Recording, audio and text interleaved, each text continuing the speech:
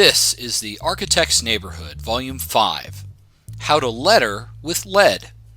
I'm Doug Patton. This is a follow-up to the How to Write Like an Architect video.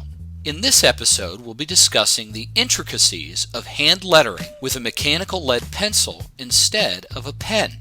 When using a pencil instead of a pen, you can control the thickness of your line. I'm using a 0.7mm mechanical Pentel drafting pencil. To get started, I typically take a plain sheet of paper and spin the pencil as I run it across the page. This will give me a point at the end of the lead. Then I'll add my guidelines to the page.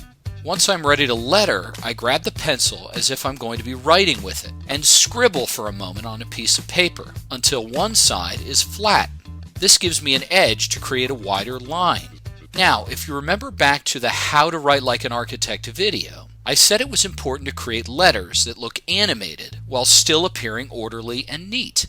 Part of this can be achieved by using different line weights or thicknesses, all within the same character.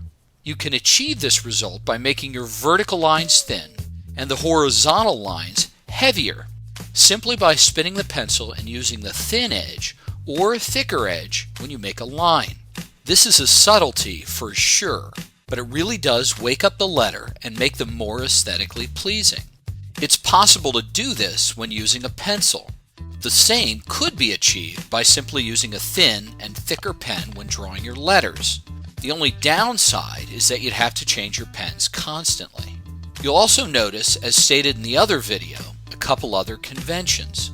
I'm using an Ames lettering guide, but that's simply to keep an equal spacing down the page, but certainly not necessary. I'm also drawing my vertical lines with a ruler and the horizontal by hand. The horizontal lines are drawn at a slight angle to animate the letters in a more unconventional way. A ruler for your vertical lines is also not required, but simply gives some continuity to your letters. Lastly, I'm not completing all the letters or numbers, leaving slight spaces at times. This also gives the letters a little personality. At the end of the day, lettering is about both style and legibility. The two are not mutually exclusive, and there's always room for improvement. So, there you have it.